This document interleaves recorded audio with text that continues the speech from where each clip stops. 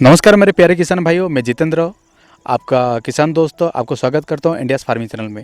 दोस्तों आज मैं आपको बताने वाला हूं कि कोई अगर नया किसान अगर बागवानी में आना चाहता है तो उनको शुरुआत में कौन सी चीज़ का ध्यान देना पड़ेगा ताकि जो भी इन्वेस्ट करते हैं तो उनको तुरंत उनका मनी रोटेशन हो जाए।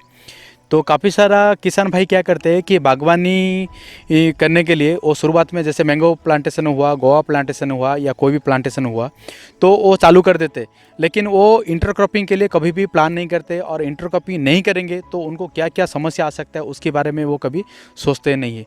तो आज खास करके उन लोगों के लिए जो कि नया बागवानी में एंट्री करना चाहता है उनको शुरुआत में कौन सी चीज़ का ध्यान देना पड़ेगा ताकि उनका जो मनी जितना भी इन्वेस्टमेंट किया है उनको शुरुआत फर्स्ट ईयर में ही उनका जो मनी है एटलीस्ट कुछ उनको रिटर्न आ जाए या उनका मनी रोटेशन चालू हो जाए।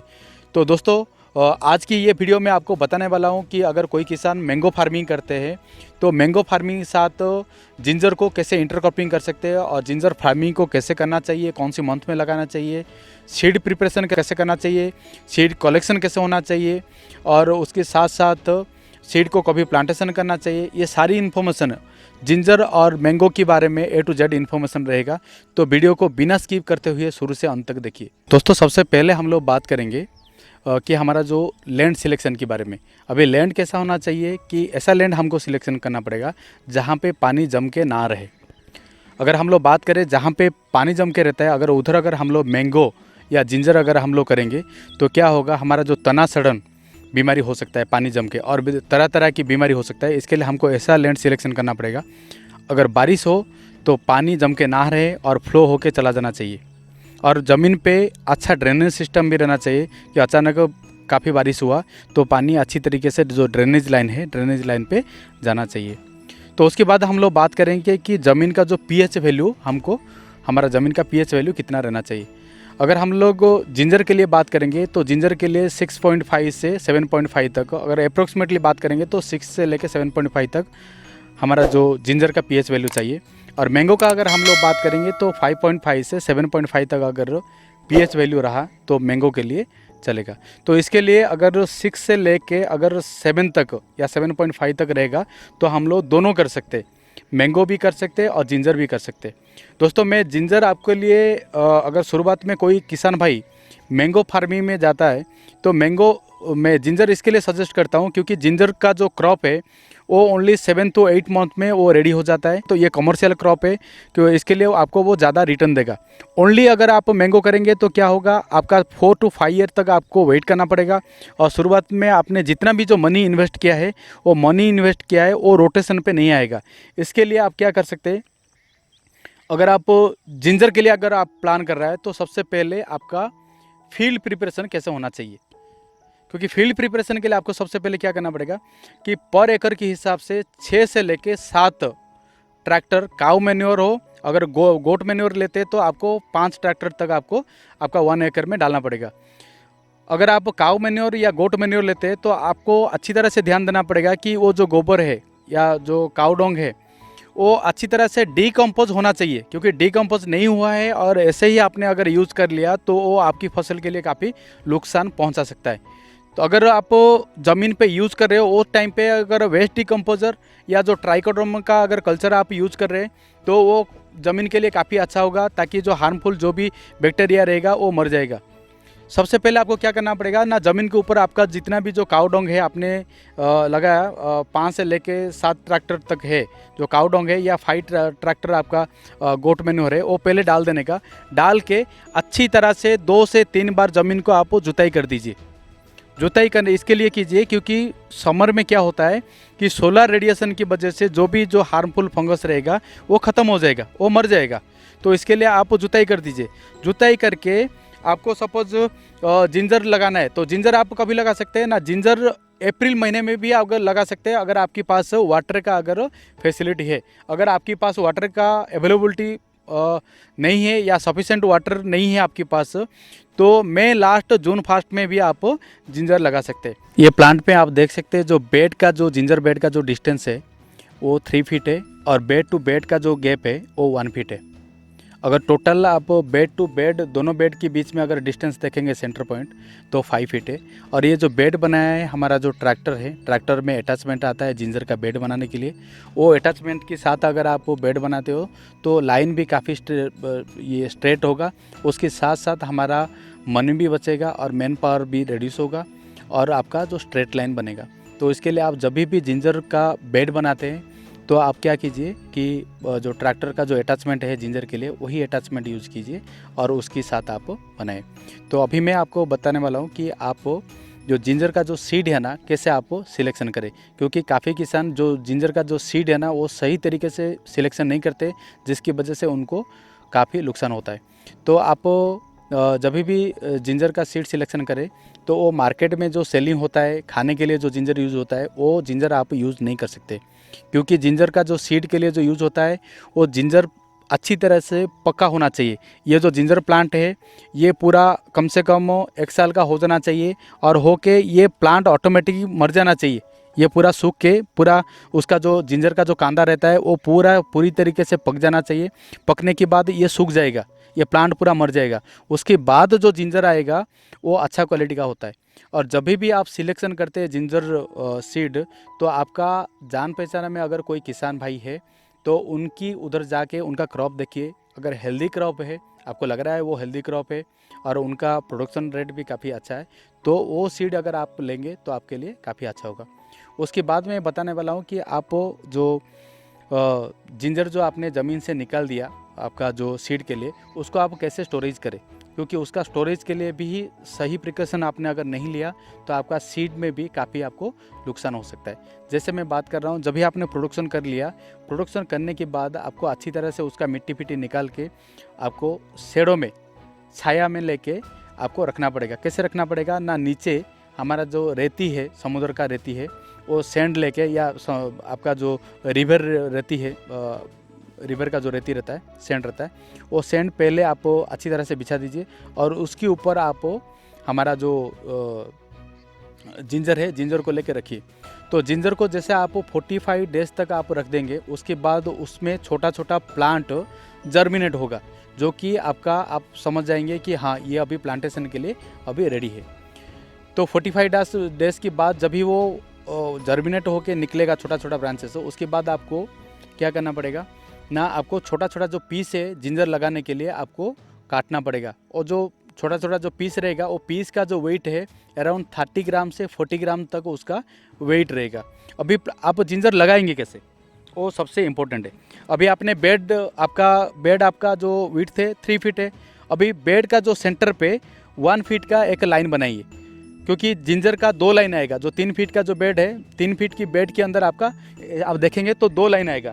ये एक लाइन है और ये एक लाइन है, आप देख सकते हैं ये एक लाइन है, ये एक लाइन है। तो ये जो लाइन है, ये लाइन और ये लाइन के बीच में 1 फीट का डिस्टेंस है।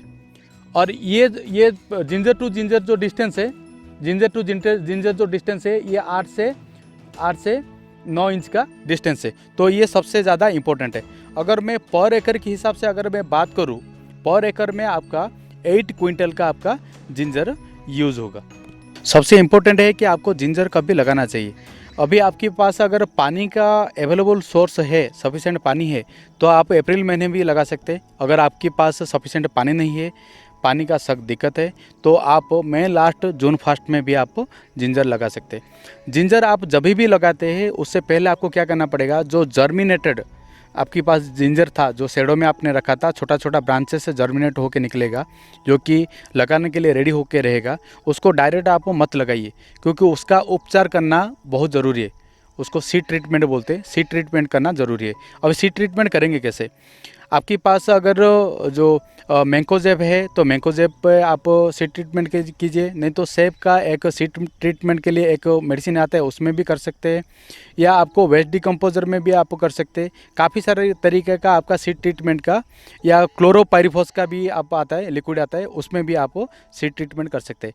आप क्या करेंगे, एक बर्तन पे मैंकोजेब ले सकते हैं या क्लोरोपाइरिफॉस आप डाल के उसको लिक्विड बना के जिंजर को आप डाल देंगे।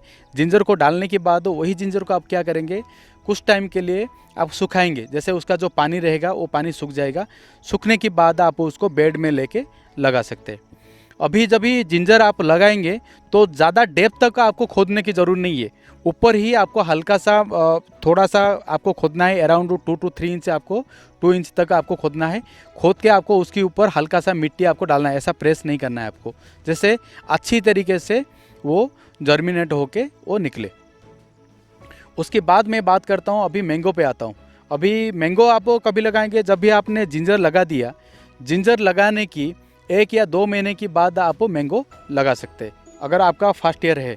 अगर आपने पहले अगर जिंजर लगा दिया, पहले अगर आपने मैंगो लगा दिया तो उसके बाद भी आप जिंजर लगा सकते हैं। लेकिन अगर फर्स्ट टाइम आप मैंगो और जिंजर दोनों चालू करना चाहते हैं तो आप पहले जिंजर लगा दीजिए, देन उसके बाद आप मैंगो लगाइए। क्योंकि आपको इसमें ये फ़ायदा होगा, क्योंकि जिंजर के लिए आप जो ड्रिप लाइन है, देन जिंजर के लिए आप जो बेड है, वो सब कुछ आपका रेडी हो जाएगा, सब कुछ आपका रेडी हो जाएगा, जिसमें आपको मैंगो प्लांट को लगाने के लिए दिक्कत नहीं होगा। अगर मैंगो प्लांट आपने पहले लगा दिया और जिंजर के लिए प्लान करेंगे तो थोड़ा आपको दिक्कत हो सकता है।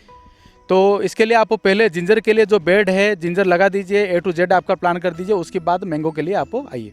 तो मैंगो जब भी आप प्लानिंग करेंगे, सबसे इम्पोर्टेंट है कि आप कितना बाई कितना डिस्टेंस पे आप लगाते हैं, वो इम्पोर्टेंट है। जैसे मैं बात कर रहा हूँ, ये जो फार्म है, ये फार्म है 10 बाई 10 का है। तो 10 बाई 10 की डिस्टेंस पे अगर आप लगाते हैं तो 430 प्लांट आपका, अराउंड 430 प्लांट आपका आएगा। आप इसमें देख सकते हैं, उन्होंने जिंजर भी लगाया किसान भाई, उसके साथ साथ मैंगो भी लगाया, और मैंगो के साथ उन्होंने मिर्ची भी लगाया, तो आप देख सकते हैं। और उसके साथ साथ उन्होंने फ्लावर भी लगाया, तो उनको फ्लावर में भी मनी रोटेशन होगा। उसके साथ मिर्ची भी देखो, मिर्ची का क्वालिटी भी आप देखिए। और ये जो भी उन्होंने फार्मिंग जो भी कर रहा है, जिंजर का, मैंगो का, देन फ्लावर का, देन मिर्ची का, ये पूरा 100% ऑर्गेनिक वे पे ही वो करते। अगर उसमें अगर ऑर्गेनिक मैन्योर का अगर मैं बात कर रहा हूँ तो वो जीवामृत यूज़ करते, वेस्ट डिकम्पोजर भी यूज़ करते, देन घन जीवामृत भी यूज़ करते, देन पेस्टिसाइड के लिए वो निमास्त्र, ब्रह्मास्त्र, ये सब कभी कभी बीच बीच में अगर कुछ बीमारी आते, नॉर्मली इसमें तो बीमारी आता ही नहीं है, अगर आता है तो निमास्त्र और जो ब्रह्मास्त्र है बनाया है वो बीच बीच में इन बिटवीन वो स्प्रे करते रहते। दोस्तों, अगर कोई नया किसान अगर मैंगो के साथ अगर जिंजर का इंटरक्रॉपिंग करना चाहता है तो उनको जो बजट है ना, वो बजट जानना बहुत इंपॉर्टेंट है। क्योंकि बजट कितना खर्चा करेंगे तो कितना प्रॉफिट आएगा, और शुरुआत में उनको कितना इन्वेस्ट करना पड़ेगा, ये सबसे इम्पोर्टेंट है। इसके लिए एक मैंने लिस्ट बनाया है, और जो ये लिस्ट है मैंने जो किसान है उनसे मैंने पूरा डिस्कस किया, डिस्कस करने के बाद ही मैंने ये बनाया है। तो नॉर्मली अगर मैं बात करूँ जो मैंगो अगर 15 बाई 15 अगर आप लगाएंगे तो उसमें आपका कितना पर एकड़ में 200 प्लांट आएगा, जो कि पर प्लांट का प्राइस है 35 रुपीज़ है। क्योंकि मैं 1 ईयर का जो प्लांट है मैंगो का, उसका मैं बात कर रहा हूँ। अगर आप 2 ईयर 3 ईयर का अगर लेंगे तो कॉस्ट आपका बढ़ जाएगा। इसके लिए मैं आपको छोटा प्लांट का ही सजेस्ट कर रहा हूँ।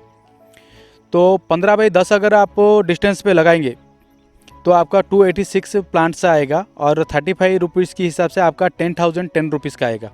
लेकिन ये जो प्लांट मैं बात कर रहा हूँ, ये जो फार्म है वो 10 बाई 10 पे लगाया है, जो जहाँ पे कि 430 प्लांट्स है पर एकड़ में, और ये पर प्लांट रेट है 35। तो 15,050 रुपया का मैंगो का सिर्फ प्लांट खर्चा हुआ है।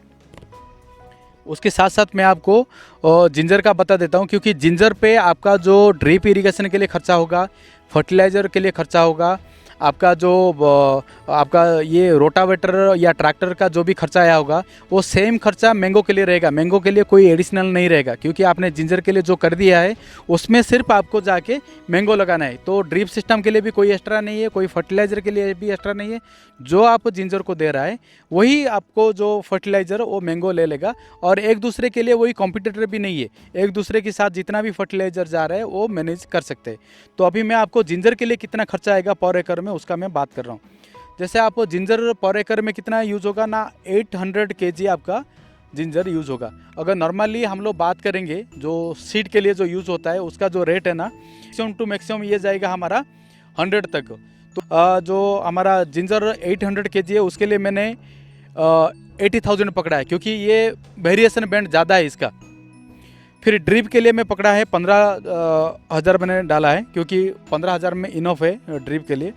और लैंड प्रिपरेशन के लिए आपका जो ट्रैक्टर में आप लैंड प्रिपरेशन करेंगे, बेड मारे में, देन आपका जो लेबर भी लगेगा वो अराउंड 15,000 में पूरा आपका हो जाएगा। देन काऊ मैन्योर या गोट मैन्योर, अगर गोट मैन्योर ले रहे तो 5 ट्रैक्टर तक आपका आएगा, और काऊ मैन्योर आप लेंगे तो 7 ट्रैक्टर तक आप यूज़ कर सकते हैं तो पर एकड़ में। तो वो अराउंड 15,000 का मैंने मैक्सिमम टू मैक्सिमम पकड़ा है ये सब। देन आपका जो सीड प्लांटेशन के लिए, अगर आप पर एकड़ में सीड अगर प्लांटेशन करते तो 10 लेडी और 3 मैन पर्सन आपको लगेगा, तो टोटल 13 मैन पावर लगेगा। और ये शायद अगर एक दिन में ख़त्म हो जाएगा, अगर एक दिन में ख़त्म नहीं हुआ तो थोड़ा बहुत रहे तो मैक्सिमम टू मैक्सिमम 2 डेज जाएगा, जो कि आपका इसके लिए मैक्सिमम टू मैक्सिमम 5,000 का खर्चा आएगा। और उसके साथ साथ मैंने जो ऑर्गेनिक फर्टिलाइज़र में बात कर रहा हूँ, क्योंकि ये टोटली ऑर्गेनिक वे पे हो रहा है, जिसमें उन्होंने जीवामृत यूज करते हैं, देन वेस्ट कंपोजर यूज करते हैं, देन घन जीवामृत यूज करते हैं। ये सभी के लिए उनका गुड़ लगता है, देन बाकी बेसन, देन जो मटेरियल लगता है साल भर का।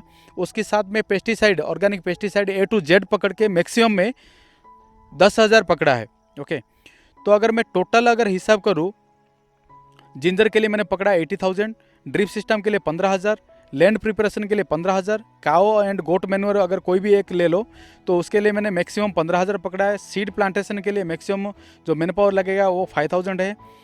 और आपका जो फर्टिलाइज़र है, ऑर्गेनिक फर्टिलाइज़र है, उसके लिए आपका 10,000, तो टोटल है 1,25,000 हमारा खर्चा आएगा। अगर उसके साथ अगर मैं मैंगो का ऐड कर दूँ 15,000, टोटल मेरा कितना आएगा ना, 1,00,000 मेरा 40,000 मेरा टोटली आएगा। जिंजर के साथ अगर मैंगो या मैंगो के साथ अगर जिंजर इंटरक्रॉपिंग करना चाहते हैं तो उनको 1,40,000 का इन्वेस्टमेंट के लिए बजट रखना पड़ेगा। अभी हम लोग 1,40,000 अगर इन्वेस्टमेंट करते हैं तो हमको प्रॉफिट कितना होगा, क्योंकि जो जिंजर का जो क्रॉप है वो 9 मंथ का रहता है। अगर ऑर्गेनिक तरीके से आप करते हैं तो वो 9 मंथ का क्रॉप को आप चाहो तो आप 16 मंथ तक रख सकते हैं, क्योंकि ऑर्गेनिक तरीके से अगर जिंजर है तो उसका जो कांदा है वो ख़राब नहीं होता है। अगर मार्केट का रेट अच्छा है, जैसे 9 मंथ पे 8 मंथ में जिंजर आपका मैच्योरिटी हो गया, 9th मंथ तक आप निकल सकते हैं। अगर आपको लग रहा है 9th मंथ जब भी हुआ उसका मैच्योरिटी हो गया, वो टाइम पे मार्केट का वैल्यू डाउन है, तो आप जिंजर मत निकलिए, उसको जिंजर को एज इट इज रखिए। जब भी आपका मार्केट का रेट बढ़ेगा वो टाइम पे आप वो जिंजर को निकाल सकते हैं, और निकल के आप क्या कर सकते हैं, मार्केट में सेल कर सकते हैं। लेकिन हाँ, वही चीज़ अगर आप केमिकल फार्मिंग में करते, अगर ज़्यादा बारिश हो गया या कुछ हो गया तो आपका जो जिंजर है वो सड़ने का चांसेस है। इसके लिए मैं आपको सजेस्ट कर रहा हूँ कि आप ऑर्गेनिक तरीके से ही जिंजर फार्मिंग आप कीजिए। तो अभी मैं आपको मुद्दे पे आता हूँ कि आपने जैसे शुरुआत में 1,40,000 का आपने खर्चा किया, तो फिर आपको प्रॉफिट कितना होगा। तो अभी आपका कैसा है, जिंजर ऑर्गेनिक तरीके से आप करते हैं तो कितना भी ख़राब क्रॉप हो आपका तो 100 क्विंटल से कम नहीं होगा, 100 क्विंटल से कम नहीं होगा। और 100 to 130 क्विंटल तो होगा ही होगा, उससे ज़्यादा ही होता है, लेकिन मैंने 100 to 130 क्विंटल ही पकड़ा। अगर 130 क्विंटल अगर मैं पकड़ता हूँ और उसका सेलिंग प्राइस अगर मैं 70 पकड़ता हूँ तो भी मेरा 9,75,000 का मेरा ओनली जिंजर हो जाता है। सिर्फ ना जिंजर में मेरा कितना होगा ना, 9,75,000 हो जाएगा। और जिसमें मेरा खर्चा कितना आया, मैंगो के साथ मिला के मेरा 1,40,000 का मेरा खर्चा हुआ, तो मेरा प्रॉफिट कितना होता है ना, 8,35,000 का इधर मेरा प्रॉफिट हो रहा है। तो इसके लिए किसान भाइयों मैं आपको सजेस्ट कर रहा हूँ, कोई भी नया किसान अगर मैंगो फार्मिंग करना चाहता है तो उसकी साथ साथ आप इंटरक्रॉपिंग कीजिए। इंटरक्रॉपिंग अगर नहीं करते तो 5 साल तक आपको सर्वाइव करना काफ़ी टफ पड़ सकता है। लेकिन जब भी आप इंटरक्रॉपिंग करेंगे तो कोई भी कमर्शियल चीज़ ही कीजिए, commercial crop. Commercial crop means क्या होता है, जैसे आप जिंजर कर सकते, पापाया कर सकते, बनाना कर सकते, कोई भी ऐसा क्रॉप कर सकते जो कि कम मैक्सिमम टू मैक्सिमम 1 साल के अंदर ही आपको उसका फ्रूटिंग आ जाएगा। अगर आप बिना प्लानिंग करके अगर 5 साल तक आपने ओनली मैंगो के साथ रहा तो आपको सही में आपको बहुत टफ होने वाला है, क्योंकि 5 साल जितना भी आपने 8 लाख 10 लाख 15 लाख या 20 लाख जितना भी आपने इन्वेस्ट किया उसमें 1 रुपया भी मनी रोटेशन नहीं आएगा। इसके लिए मैं आपको सजेस्ट कर रहा हूँ कि कोई भी अगर किसान भाई अगर फार्मिंग में आना चाहता है, हॉर्टिकल्चर फार्मिंग में अगर आना चाहता है या बागवानी में आना चाहता है, तो मैं उनको वही सजेस्ट करेगा कि आप प्रॉपर तरीके से प्लानिंग करें। कोई भी आजू बाजू में आपका जो फार्म रहेगा, फार्म को जाके 2 से 3 बार जाके विजिट कीजिए। उनसे जितना आपका डाउट है, ज़्यादा से ज़्यादा डाउट है उनको पूछिए। आप अगर आपको लगता है फिर भी अगर कोई डाउट है, जैसे प्लांट कहाँ से ले, देन आपको जिंजर कहाँ से ले, तो जो बंदा आपकी आजू बाजू में जिंजर फार्मिंग करते, मैंगो फार्मिंग करते, उनको जाके A to Z इन्फॉर्मेशन उनसे लीजिए। आशा करता हूँ कि ये वीडियो आपको काफ़ी अच्छा लगा होगा। अगर वीडियो आपको पसंद आया है तो वीडियो को आप लाइक कीजिए, चैनल को सब्सक्राइब कीजिए और बाजू में जो बेल आइकन है उसको प्रेस करना ना भूलें। वीडियो पे बने रहने के लिए आपको धन्यवाद।